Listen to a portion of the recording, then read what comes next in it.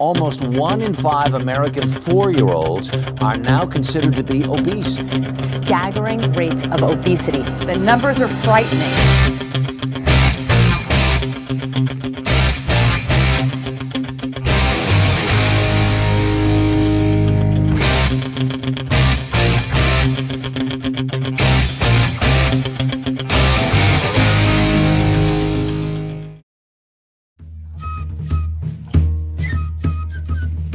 Everything's bigger in America. We've got the biggest cars, the biggest houses, the biggest companies, the biggest food, and finally, the biggest people. America has now become the fattest nation in the world. Congratulations. Nearly 100 million Americans are today either overweight or obese. That's more than 60% of all U.S. adults. 1 in 5 children in the United States are diagnosed with obesity. That's a lot of our children. Dr. Polly Rost has a front row seat in the childhood obesity epidemic. She estimates a quarter of American children don't exercise regularly. The average school-age child watches 4 to 6 hours of TV every day, bombarded by commercials for fast food and junk. One of the most disturbing things to me is that in the last 20 to 25 years, we've actually seen a doubling of overweight and obese children and adolescents. And this weight gain has been linked to countless health problems later in life, such as hypertension, coronary heart disease, stroke, gallbladder disease, osteoarthritis, sleep apnea, respiratory problems, endometrial, breast, prostate, and colon cancers, dyslipidemia, steatohepatitis, insulin resistance, asthma, hyperuricemia, reproductive hormone abnormalities, polycystic ovarian syndrome, impaired fertility, and adult-onset diabetes.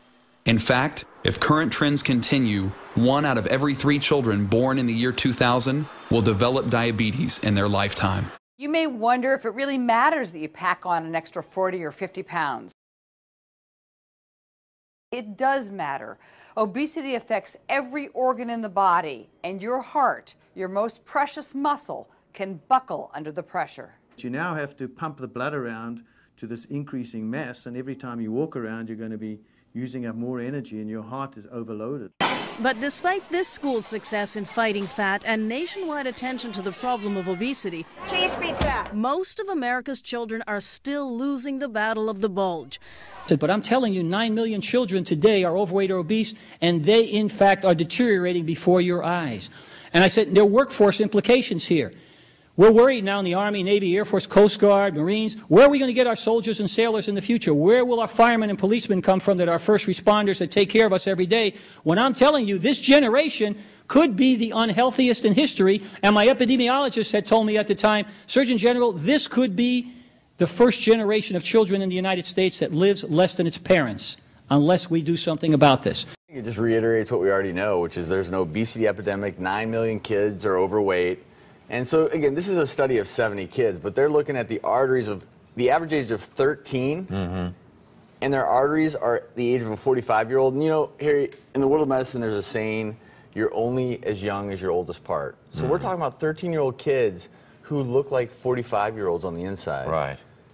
And imagine what they're going to look like when they get to be 45. Well, you know, 20, 30 years ago, kids were out and about, they're running, they're outside. Nowadays, with the computers as they are, the games, kids are getting more and more obese, and the problem is, as a mom, you need to be shocked by the study, because it's not just what you're looking at on the outside, it's what's going on the inside, and this is going to lead to strokes, heart attacks.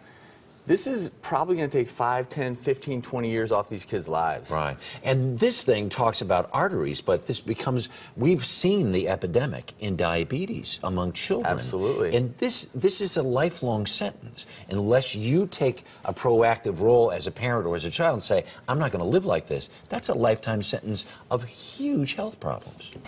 This is such a profound impact it's going to have on all of us, Harry. It's starting with something like low self-esteem to early puberty, going on to increased rates of high blood pressure, high cholesterol, leading to heart attack and stroke. We are all going to be paying for this if we do not reverse this epidemic quickly. Absolutely. If it doesn't affect you personally, it will affect you indirectly by someone you know, someone in your family, at the workplace. All right.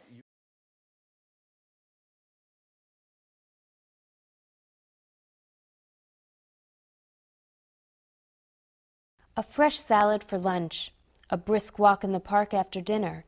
It's simple, smart decisions like these that can help overcome obesity. She has replaced juices high in sugar with low-calorie drinks, helping her daughter get back to a healthy weight. In addition to the BMI letter, school cafeterias in New Jersey cannot serve food of little nutritional value, junk food, candy, and soft drinks. Snacks with more than 8 grams of fat are also out. Exercise is also part of the nutritional policy, even given as homework. Okay, Kevin, you can step down. Thanks. While most of the country is failing the grade on obesity, Nurse Scully says Long Pond students are getting the message. We're trying to have children that have lifelong skills, lifelong healthy skills. We don't want this generation to be the first generation that has a shorter life expectancy than their parents do. It's a problem that does have a solution. Be deliberate about setting a healthy balance of work and play, and encourage our children to get out and play, to move about, and to possibly model that. I think all of us as parents have to lead by example. So we have to show our children the good role model. Then we have to limit portion size, and we have to give our children quality foods. That is the most important. You know, number one, it starts at home. You need to be a role model as a mom and a dad. You got to put things in that fridge that are healthy for your kids that they like to eat. And number two, be a role model. Be more active. Get your kids out of the house. Keep them active. And we're talking about adding decades to your kids' lives. Get up and get grooving. Kid, what's up with you? Let's get up and play. Do something. Stop slumping like a lump all day. Get on up, come on. Get out the door. Let's shake that booty like never before. Let's run, have fun. Let's jump and groove. Get up and get that body up. Make it move. Get up, and be a player. Woo. Get up. Woo. Let's run, have fun. Get up and be a player. Get up and play an hour a day. Ouch! Sorry. For cool playtime ideas, go online. Just don't stay long.